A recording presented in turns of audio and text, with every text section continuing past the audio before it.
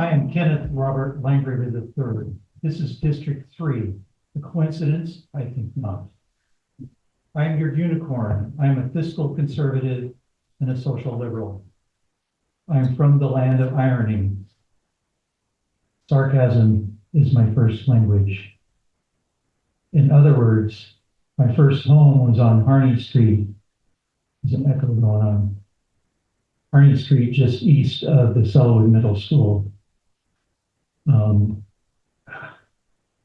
I'm new here. I'm a sixth generation Oregonian, a fifth generation Portlander, and hello. You're coming through a little quiet. Might want to get a little closer to the microphone here. We can start you over. Go ahead. Oh. Yeah, a fifth generation Portlander, and even so, that shows a generational commitment to the place that I love. And thank you to the countless generations of people who love this place before and with my family. In the last 41 years, I've raised a family. I own a home. 30 years and 2 mortgages later, I was family in a family-owned computer manufacturing company. I'm a 31-year veteran of the Oregon Army National Guard. I'm currently a state employee, and over a decade of that time, I had the pleasure of walking to and from work. All of that in District 3.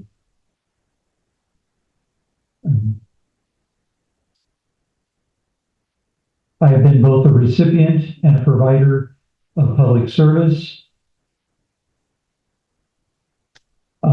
which well qualifies me to be a maker of public policy representing District 3. Thank you.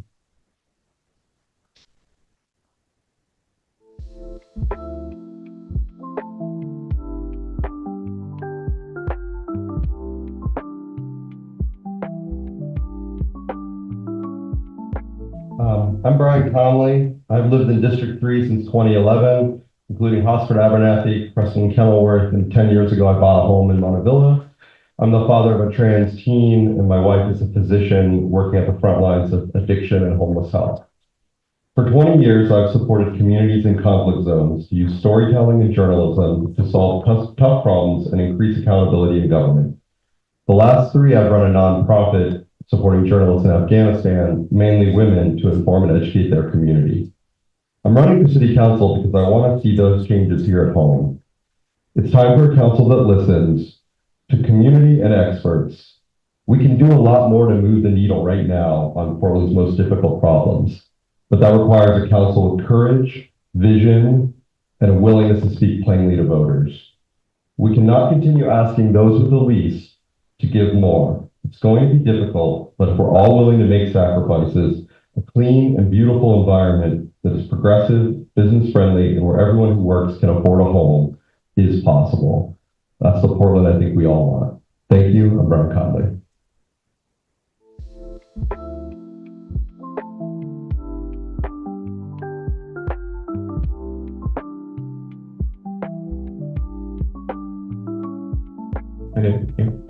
Hi, I'm Daniel DeMello. I'm a second-generation American, a lifelong Portlander, and I'm in this race because for the last 2 years, I've fought to restart and maintain community oversight over more than $4 billion in public spending at Multnomah County. And for the last 2 years, I've overseen that community input on that $4 billion in public spending for over 800,000 Multnomah County residents. But the reason I'm in the race is because of the experience I've had over the last 2 years chairing the Joint Office of Homeless Services Community Budget Advisory Committee. It's a committee that has more words in its title than we have members, but I won't bore you with the dry and frustrating details. You can see an op-ed I wrote in the Oregonian last year around this time, The reason I'm in this race is because we went to county and city leadership this year and we said, look, you're going to spend $412 million this year on homeless services. You're going to spend $70,000 for every single person on the street. Can you commit and say that this plan will lead to at least one fewer people sleeping on the street? And they could not and would not make that commitment. I'm a numbers guy, I'm an engineering manager, I'm a software engineer, and I know that if you want to end unsheltered homelessness, it begins with reducing unsheltered homelessness, which begins with getting at least one person off of the street.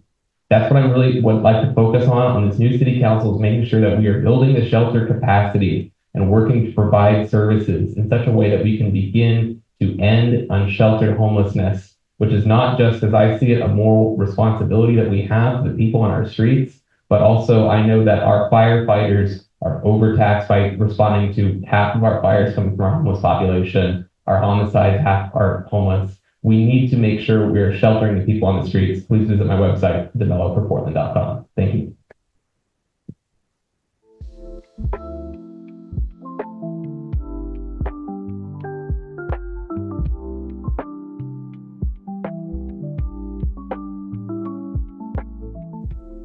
Hey everybody, my name is Chris Flannery. I use they, them pronouns, and I'm an import to Portland. I got here in 2013. I moved from the East Coast, most recently from the South, doing AmeriCorps. I was raised by a nurse and a postal worker, so I have absolute faith in the fact that we're here to serve each other. We are here to take care of each other. So I've been working for the Housing Bureau since 2013, and I had experience in the city, both in what we're doing to address the housing crisis, and in how the city really works behind the scenes. I've been a union leader for that whole time. I am currently in bargaining with the city, so I understand budgets, I understand different priorities, and I understand compromise in order to get to an end result that's going to serve everybody. My major focuses are living wages so that people who are working in Portland aren't forced out, or the people who are retired in Portland aren't forced to make a decision between paying for their rent, paying for food, and paying for medication. I want to see a stronger social safety net. We can definitely improve the services that we're offering, as well as create a path so that everybody who is exiting houselessness can find a stable life here in Portland. Finally, I want to invest directly in small businesses and in our neighborhoods. Let's spend less money on large corporations from out of state and spend more money on making sure that your neighborhood is safe and walkable, that kids can cross the street to get to school, and that we all have a place that we're proud to live and play in. Thanks. ChrisForPortland.com.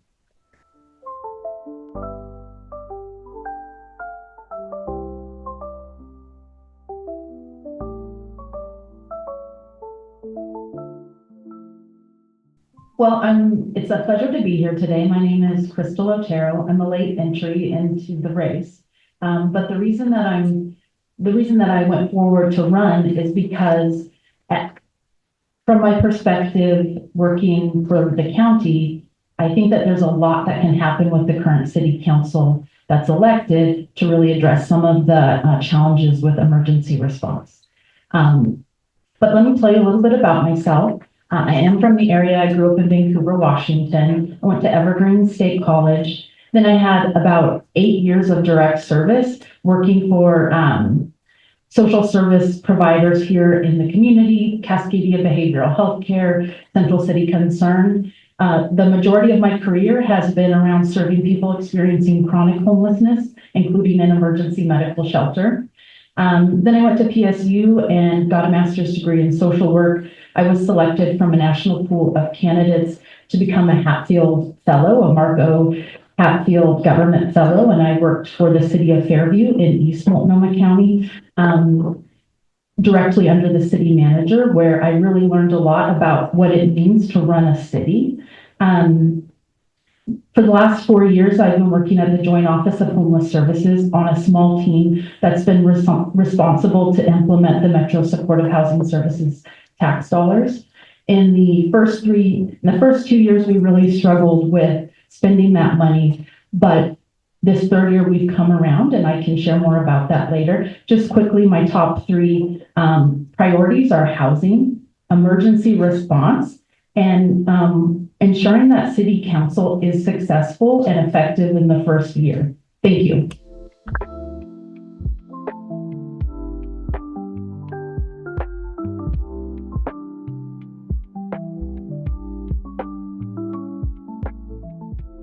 Good afternoon, everyone. Jesse Burnett, candidate for Portland City Council District 3. I've worked for the past 2 decades around electoral politics and public policy. Most recently, I worked for both of Senator Bernie Sanders' presidential campaigns, including as a top aide in the 2020 race. Came back from that and helped pass legislation so 55,000 Oregonians have access to healthcare today. As a result of the work that I've done, I've actually been endorsed by more elected officials than any candidate citywide, including Senator Michael Denbrough, who represents this area right here. I've also been endorsed by a number of great organizations, including both the Portland teachers and the Portland firefighters. I'd love to earn your support too. If I'm elected, I'm going to focus on homelessness and addiction and how the world's failure to address climate change will ensure we do not get lasting solutions to either of those other 2 crises. I've worked in and around the legislative process, and I've taught legislative process at Portland State. So I think that gives me a bit of a unique insight as to the challenge that we're going to have as we launch this entirely new form of government beginning of next year. And I think the last thing I'll say is I've my experience working with folks whose opinions I may not even agree with to get lasting solutions, such as the healthcare legislation that I mentioned, make me well suited. So I look forward to questions later on and hope I can earn your vote. Thank you.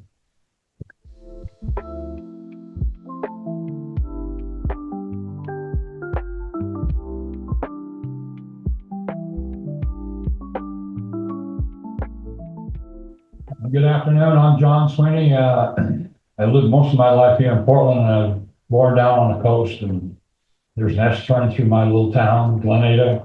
Don't sneeze going through Glenada because you won't make it. I was on the Multnomah Education Service District Board for 2 terms and served as chairman. And so I know budgeting, and I was with the Oregon Army National Guard. I retired as a captain, and my last 5 years I was a nuclear, biological, and chemical warfare officer. Touchy stuff. And I spent 32 years, 8 months with Portland Parks and Recreation. And I started at the bottom and I retired as a supervisor. And one of the things I pride myself in, more of my seasonals become permanent employees, which means they really came up because they had a lot of bottom jobs. And I have a plan for people to be able to join the city and be able to actually come out of the bottom rungs and climb the ladder and have a better life for themselves and their family. I'm into my branch in the Guard was ordnance, which is vehicles, weapons, and ammunition. And one thing I understand, one way to get cleaner air is cleaner fuels, because that's that way you can't say a lot of people this. You can't have a car. Another deal is you get cleaner fuels. It worked real well in Sao Paulo, Brazil. I can go over that later. And one thing on the homeless relief, the thing is that there was Resolution A a while back, and it's the county's job, not the city.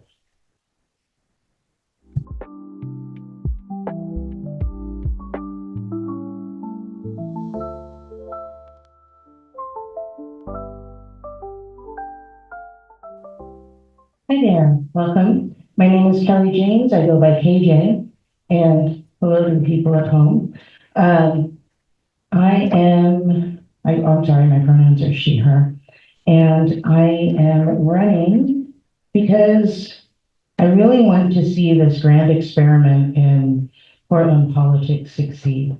I would like to streamline many processes that we already have in government, and I want to make sure that communications between City Council and the people of Portland are so clear that I don't hear people say, I don't know what City Council does, or I tried calling City Hall and I spoke with 7 people and no one could help me and I gave up, which are both things that I hear repeatedly on the campaign trail. So improving communications is key. And I really would like to see Portland thriving into the future. And that encompasses a number of goals, many of which have been covered by other candidates up here today, including sheltering our unhoused neighbors and job development, the environment. Climate change is real and it's here. And the fact that we're having 100-degree days in the summer makes that clear, I think. So these are the priorities that I have. And I really ran a combination of wanting to make sure that this is a success and because I'm inspired by my work with the Foster-Powell Neighborhood Association. I am a mom, I'm a business owner, and chair of the Foster-Powell Neighborhood Association. And those are the things that you should know about me. Thank you.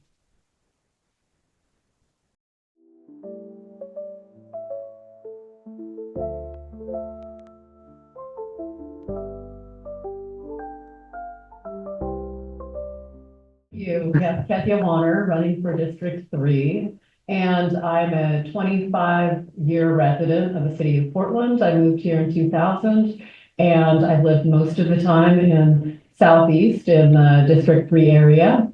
I'm also a 20-year employee of city and county government.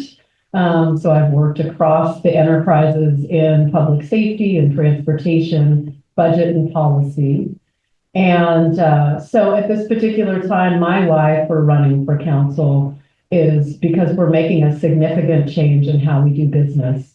And I think it's going to be critical that we have experience in navigating this probably 5 or 6 year period as we're hard setting the way that we operate under a new form of government.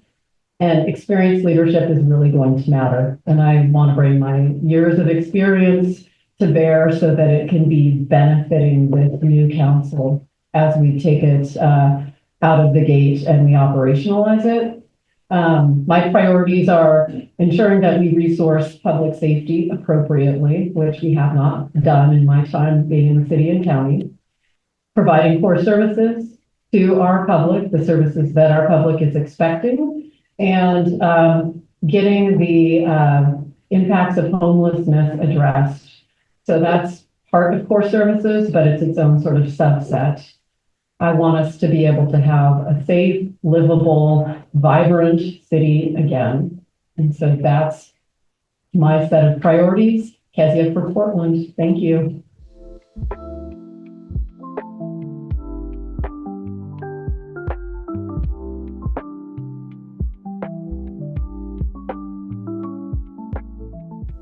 Good morning, everyone, or afternoon now. My goodness, what time is it? Thank you so much for having us. My name is Angelita or Angelita, for those of you that speak Spanish. I'm a first-generation immigrant from Paraguay. My family moved to the U.S. when I was 4, and when we were so lucky to move to Portland, this place has my heart and always will. I don't think I'll ever want to leave this city.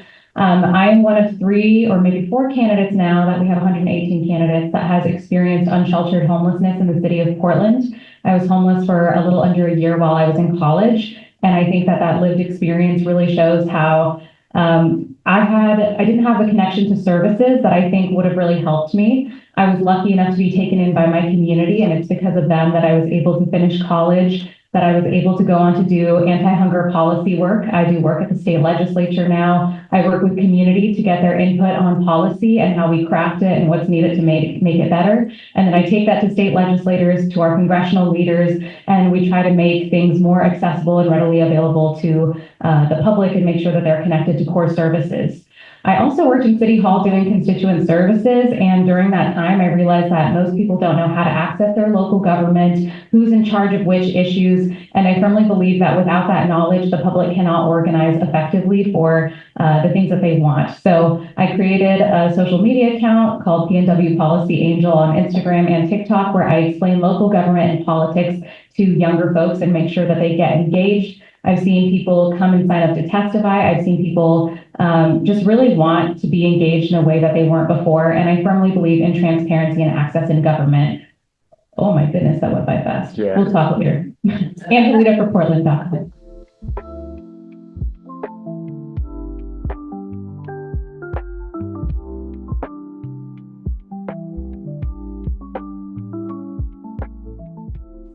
Hello, my name is John Walker. I'm running as the most boring policy nerd in Portland.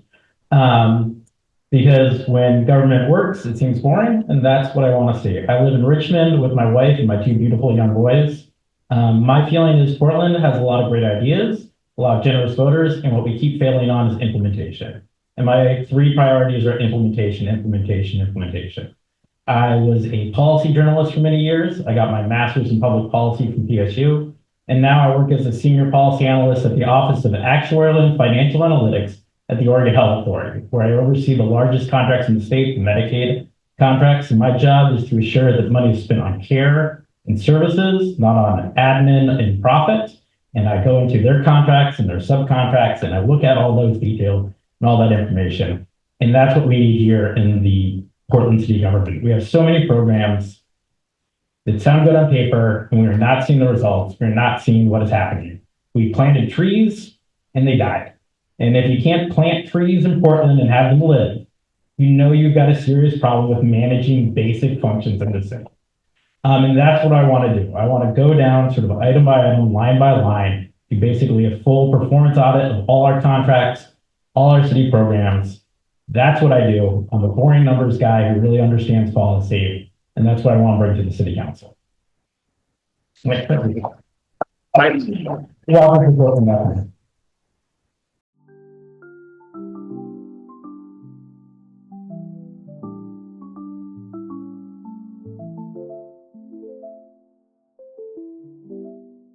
I am standing for a seat on your city council by sharing a quick story.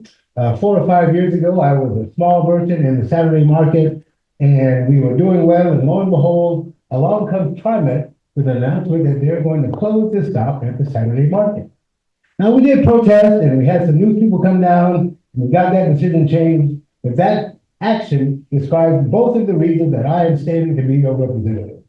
The first is that you, as a taxpaying citizen of this city, should not have to protest or call the news or join a nonprofit to get an answer from your city government about why things are working or why not. The point of the city councilor is to provide you services and to provide you support and advice and counsel and even solace if necessary. The other thing highlighted by that story is the fact that I don't know what people think the transportation system is for. It's not for supporting businesses. And so I don't even know what thought processes were going on behind those doors that led them to that decision. I am here to assure you that behind every closed door and in every meeting, it will be your priorities and your concerns that drive my decision making.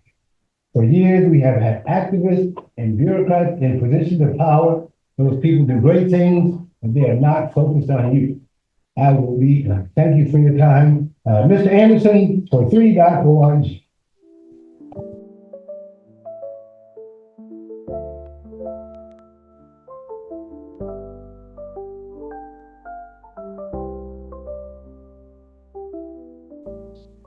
Hi, I'm Steve Novak, and let's see, I'm getting some feedback. Am I too close or too far? You're good. Okay. I'm Steve Novak. I live in Woodstock with my corgi Barley, and I'm running because in this, I should mention, I was on the city council 8 years ago, and I'm running because it's really exciting. We have this new form of government. We'll have almost all new people. I think it'll be useful to have a couple of people who have not just experience getting things done in City Hall, but the humility that comes with experience. I know I don't have magic bullet answers to any of our big problems. I'll be focusing on what are we spending money on that we know based on the evidence is working? What are we spending money on that we're not sure is working? And how can we do more of the first and less of the second? And I think that Julia Brim-Edwards, my county commissioner, is doing a lot of that work at the county. The county and the city need to work well together. I'm proud to have her endorsement and looking forward to working with her on issues that affect Southeast Portland. Thank you very much. Oh, novicforportland.com.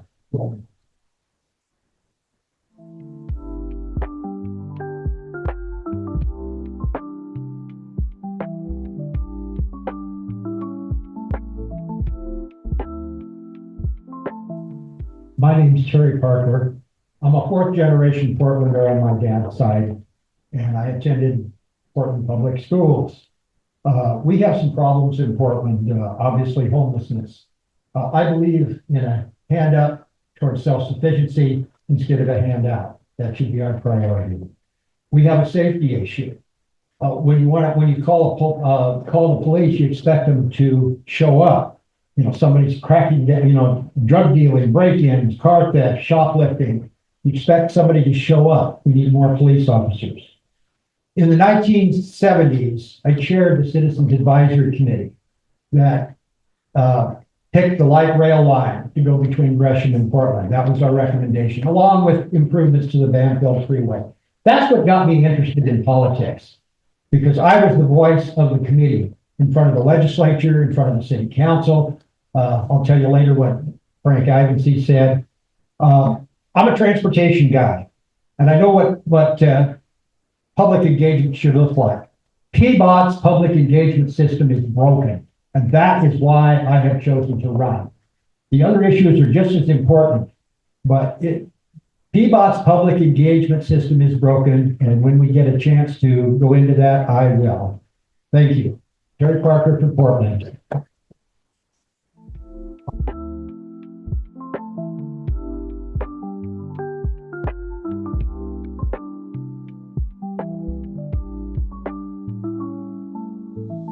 Hi everyone, my name is Ahlan Osman. I go by she, her pronouns. I am currently the youngest candidate running, so I don't have a bunch of experience under my belt, but I am a lifelong Southeast resident. My family moved here to Portland in 2001 when I was born, but they came to the U.S. in 1997 from Kenya as refugees. My family was very excited to find a house in Southeast to make our home. Southeast is a place I had lived at since the age of 2. Unfortunately, we live in a place in a neighborhood where it's behind a highway and near a dairy factory, which are 2 very strong polluters. Over the years, my mother, my brother, twin, and myself have all developed asthma. What I learned what was actually causing this harm to my family, I was disappointed to know my assignment was allowed to be this way. So this is where my advocacy started. Throughout high school, I was on the Multnomah Youth Commission, which is the official youth and policy board for Multnomah County in the city of Portland. I actually remember Steve Novick, the commissioner. I also was working with Metro as an intern for 3 years, and that's where I learned about our waste management system and industries and waste management. But overall, one of my main advocacy points running for council is addressing climate change. I think there's a huge need for urgency around climate change. I think our city has a lot of these really cool plans to address the issue, but there's not really a lot of, implementation or really work being done to address those issues. So yeah, climate change. I'm also a small business owner. I just opened a cafe 5 months ago in Northwest Portland. It's a late night cafe. Portland needs more late night spaces that are alcohol free and for young people. And then I'm also a student at Portland State. I'm studying community development with a focus on urban planning. And yeah, I hope you guys get to know me more. I joined the race a little bit late, but you can find all my policy recommendations on FMPDX. So.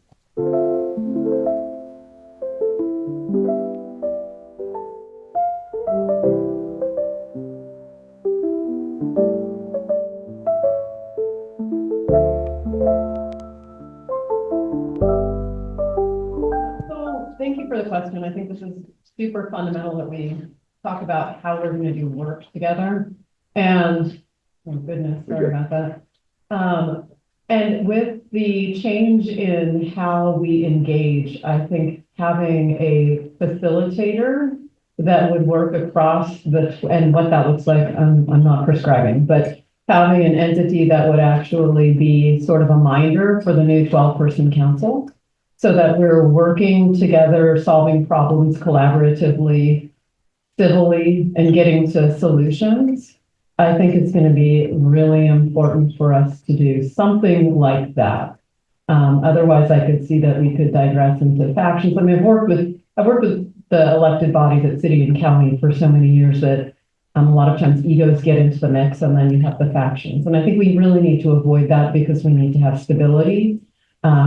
For our city going into this new form of government. But what makes me a solid candidate to be able to shepherd through is that I do have the 2 decades working with city and county, seeing how elected bodies can be both functional and how they can be dysfunctional, and avoiding the pitfalls and getting us to a place where we can solve problems together. I'm also very focused on collaboration and having us work as a body that's professional in how we're presenting ourselves to the public. We need to inspire confidence at this point in Portland's history.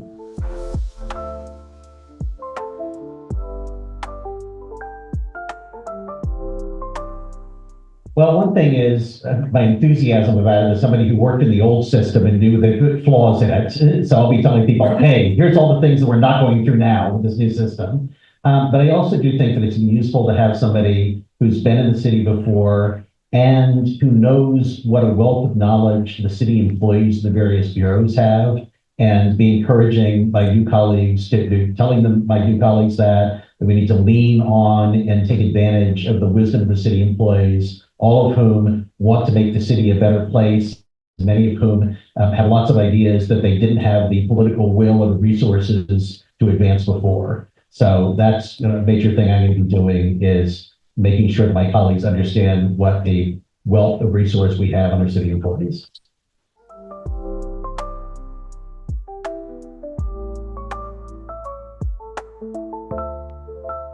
So, I talked a little bit about this in my introduction, wanting to streamline government and also opening up channels of communication, both of which I think are critical for success with this new phase in Portland politics and governance. I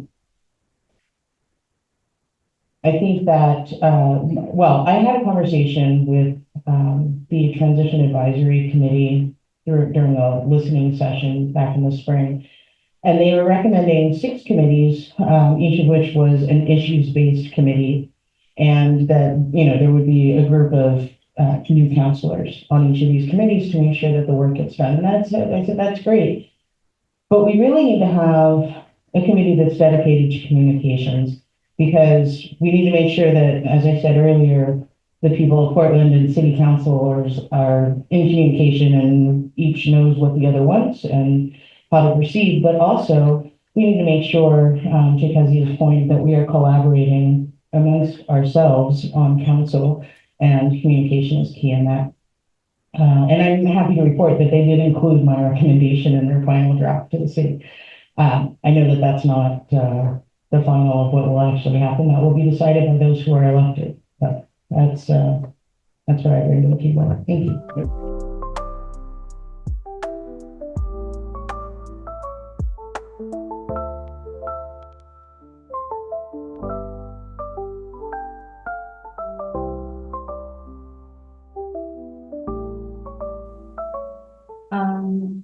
Yeah, so I was born and raised here in Portland.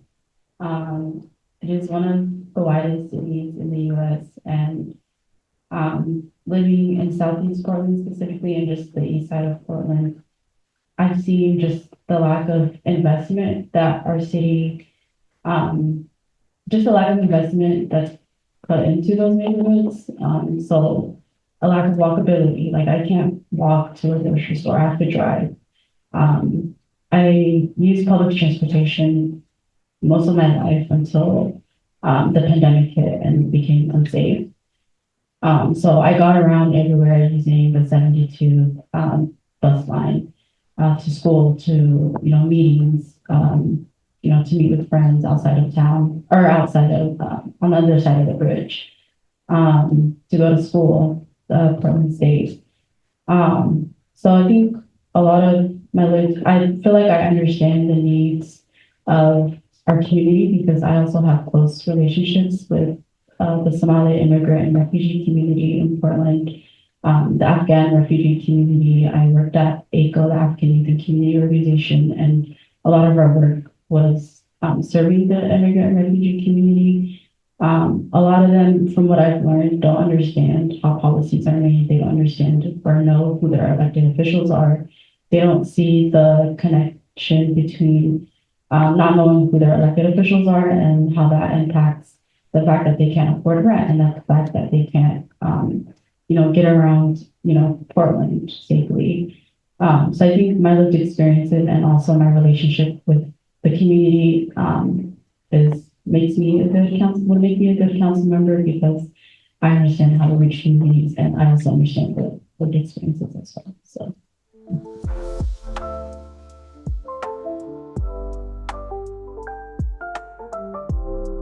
All right, so my lived experience makes me well suited for this. I'm somebody that grew up for years as a youth homeless. I actually experienced that as an adult for a limited time as well. So there are a lot of folks that seem to want to talk about our homelessness crisis in this city in a fairly academic fashion. I don't do that. I understand that not only do we need to take care of the impact of how homelessness impacts everyone else, but we also need to talk about how homelessness impacts those that actually must call tents home. I'm somebody that is in long-term recovery. I think that makes me well suited and actually brings me to the point of understanding that my lived experience will make me a compassionate leader. I've worked around the legislative process for about 2 decades. I've passed major legislation. In 2020, I traveled the nation for the final 6 months of the presidential campaign with Bernie Sanders. One rule that I had for there, I don't know, you might find it hard to believe that a candidate's family and their senior staff have very different beliefs and needs for what the person should be doing with their time, or even where we were going to eat dinner sometimes. And I was the one that ended up being the broker between those two big, powerful sets of egos. Lastly, I'll mention the healthcare legislation that I mentioned earlier. I brought together SEIU, the largest state employees union, along with the Oregon Association of Nurseries, a conservative business interest, and 75 other organizations to craft a solution to a joint problem that we all saw. I think collectively, all of those things make me incredibly well suited. And I'll mention last the fact that I did teach legislative process at Portland State, so I actually understand the actual logistical challenge ahead of us. Thank you.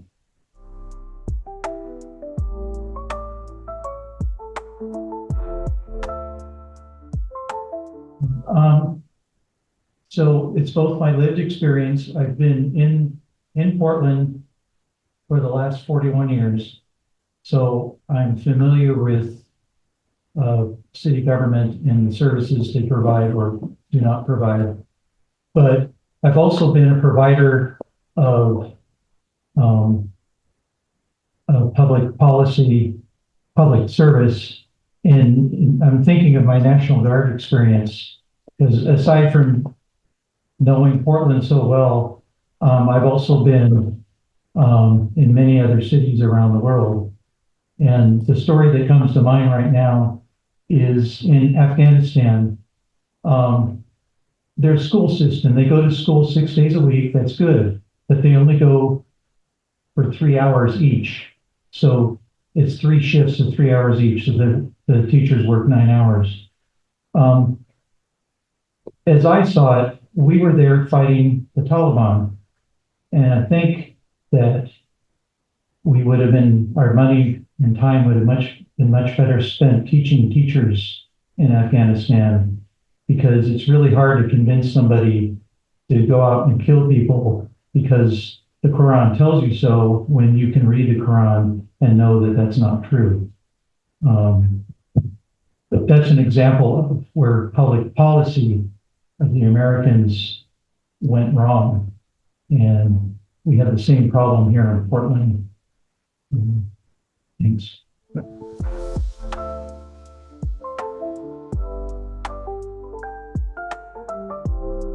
Thank you for the question. I think that my background has prepared me to think about problems in a systemic way.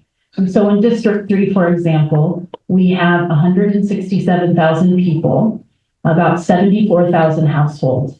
About half of those households make under $75,000 a year. I perceive and think about frameworks in terms of how to identify, okay, who is the population that we are trying to serve? And so I've learned that through my work serving chronically homeless people, first starting on a one-to-one basis, and then really understanding that it was a broken system, and moving up, studying policy to a place where I could start to see how we could have real impact on what was happening. I think in District 3, I can provide that leadership. You know, when we look at the number of households that are under $75,000, I think that it demands we really modernize our concept of affordable housing, because we can't build 35,000 units of affordable housing. So it's something that I think we need to look at. And I think that I can lead that charge, in particular by developing the systemic framework for District 3 and the city of Portland, and then identifying strategic steps forward where we really start to see action within, the first or 2 years of this large problem. We need to be strategic as we head into addressing these big problems, and that's something that my experience has taught me.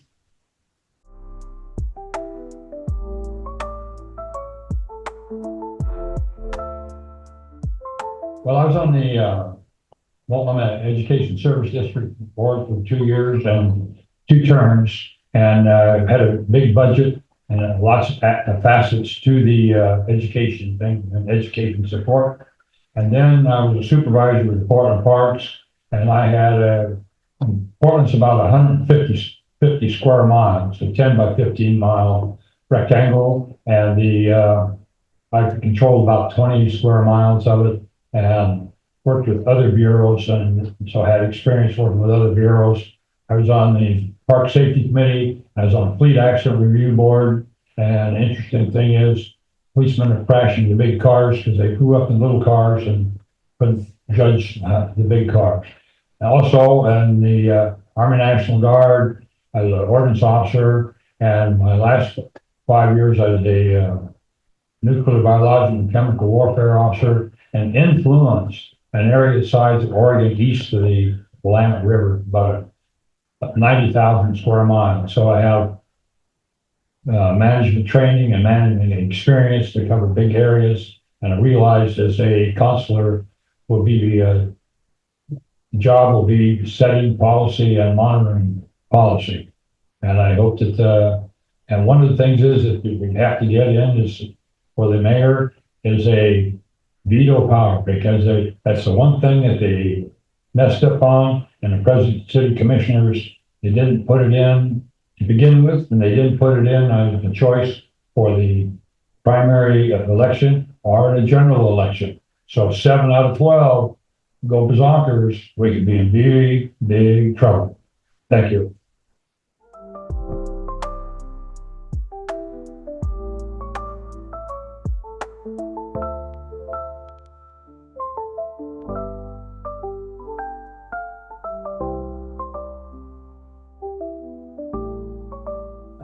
Hello, I'm John Walker.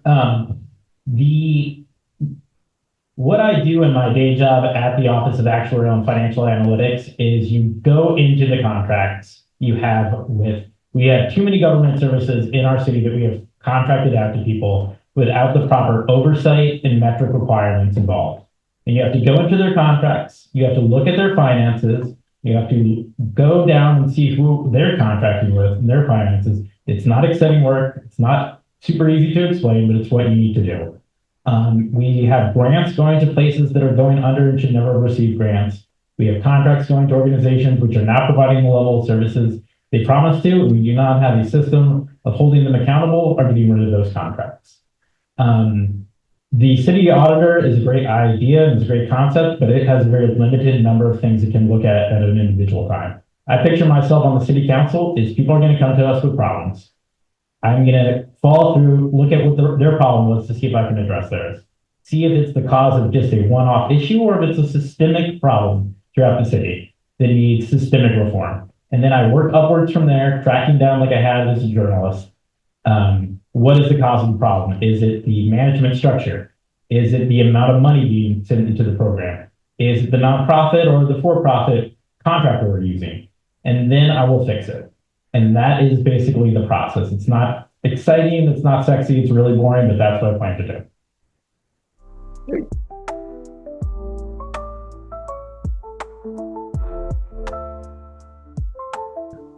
Hi, I'm Daniel DeMello. I want to tell you a story. But first off, I just want to say, I think too often when local government is approaching a problem, we'll come out and hear local government say, we spent $100 million to fix the problem. I know when I come home from the grocery store, I don't tell my partner I bought $100 worth of groceries. I tell my partner I bought cereal, I bought milk, I bought eggs. And hopefully I went and shopped at Winco and got twice as much per dollar spent. And I'm going shopping at Whole Foods. I think we need a government of Winco shoppers. And I am proud to be a Winco shopper running for this Portland City Council. 2 years ago, I was living in Old Town. And it got to the point, living in Old Town that summer, where my partner and I would get distinguish the sound of someone shooting at someone versus two people shooting at each other. And 2 blocks north of us was one of the safe rest villages. And that summer, the workers at that safe rest village, which was being operated by a nonprofit that had been 100% set up by the county, had received no outside funding. At that safe rest village, the people working for this nonprofit provider said, look, we are here to help people get services. We're here to help people get stabilized and be ready for housing. We're not here to treat gunshot and stab wounds. And so they started organizing. They started collecting cards to form a union. And as soon as they started organizing to form a union, the county, this nonprofit provider, shut this site down. We lost 40 beds of shelter because these people working on the ground doing the real work of getting people off of our streets were underpaid because we had contracted it out. And to this day, that lot, that city-owned lot, is empty. It's sitting across the street from the Joint Office of Homeless Services. And when I spoke last summer with a resident named Miles, who was living in his tent right next to that lot, he said to me, all he wants is someone to sit down with him for the checklist. Here's how you get back into society. Not even a lot. He's sitting there unhoused in a tent in a lot that we lost because we underpaid people doing real work on the ground. Thank you.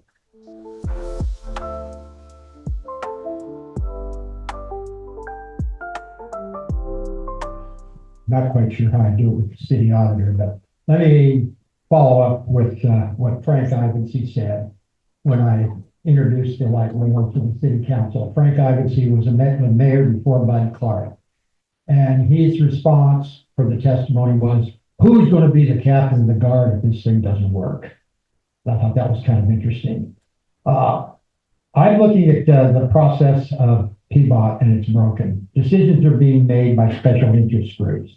Drivers are being left out and neighborhoods are being left out of the upfront decision-making process.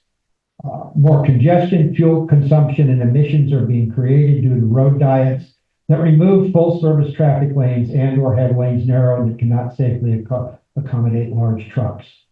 A number of Portland comprehensive plan policies are being ignored, including policy 8.28, which reads, ensure the cost of constructing and providing public facilities and services are equitably shared by those who benefit from the provision of those facilities and services.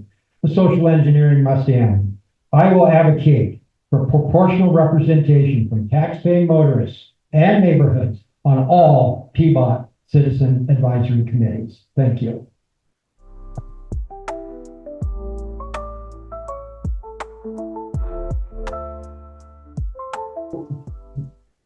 The number one thing that we need are city councilors who are willing to do their job, understand the laws and the powers that they have currently.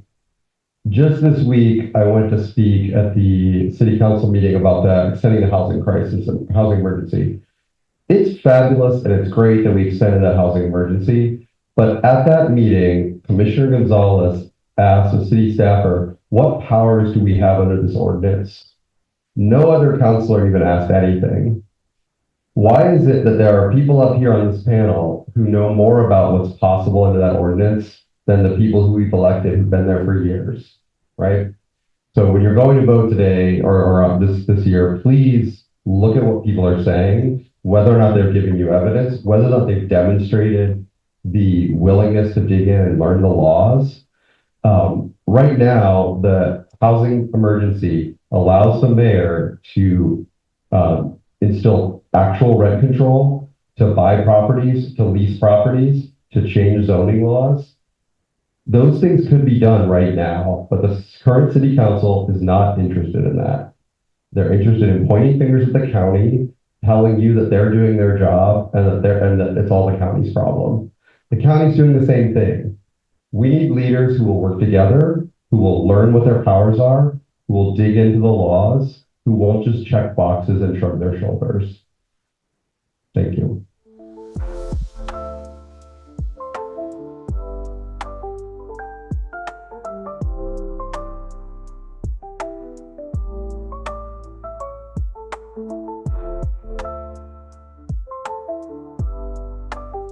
Hey, y'all, Chris Flannery. So connecting people with city services, obstacles we currently have. There are many service providers, as we've heard before, there are things that have been contracted out to third parties. So there are service providers that require somebody to be clean, to be dry before they can receive services. So think about you're on the street, it's cold, and you might take a drink because then you don't feel the cold anymore. And now here you are trying to get into Blanchet House, wonderful organization. But because they have that dry policy, somebody may not make the decision to go through with staying with Blanchet House, with getting those services. That's why I support something called a housing first model. And this is when you essentially say, no matter what you're going through, you have someplace to stay. And of course, there are always limits. If people get violent, we already have ways to deal with that in society. We don't need to make special rules because somebody's receiving services. So again, housing first lets people get that roof over their heads, that little bit of comfort and safety that allows them to take the next step. Maybe you do decide, I'm ready to quit. Or maybe it starts with, I lost my ID because it was stolen in a shelter. I need to start with getting my driver's license again. Maybe it starts with getting hooked back into veteran services. There are so many different, 90 seconds. You can keep going. You can keep going. It's fine. So I want to point out that we have 311, 411, 211, 911, 811, 711.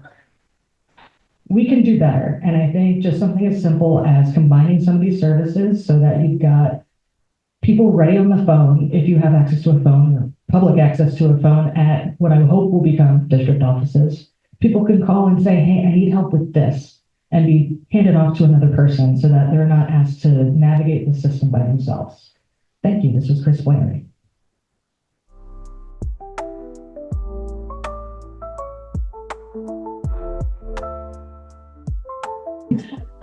As someone who did constituent services in City Hall for 3 years, I can say that something that I frequently saw was that you're doing a lot of case management work for people who are in need of either addressing rental instability, if their landlord is illegally evicting them or something else is going on. You're trying to connect them to the Housing Bureau, the Rental Services Office, and most people don't even know their rights well enough to know that this is something that they can ask for. So I think that for the new district form of government, what we're really going to need is people who are extremely trained up in constituent services, who are being given resources themselves to direct people on the right place to go. These first few years are going to be really shaky and difficult to connect people to those correct resources. And we need more staff who are multilingual. As one of the few Spanish speakers in City Hall, I was often the only person that other offices would actually send their callers to so that I could help Spanish speakers in the city, because we had nobody else at City Hall that spoke Spanish, something that I think should be pretty crucial and essential. When I was at City Hall, we also created manuals that had all of the list of resources, contact information, in order to make referrals much more efficient and quick. I completely agree with Chris's analysis that we have way too many different call centers that offer different resources, and most people don't know what those resources are. I also firmly believe in doing outreach and transparency and meeting people where they are, which is why I created my social media platform to explain local government and politics to people. And I have found that that has been an incredible way to connect people to services that they otherwise wouldn't know that they had. So I think that also our new city council members can take a different approach. We can be more direct with the people that we're trying to serve. We don't have to just do that through a bureaucratic form of government. Thank you.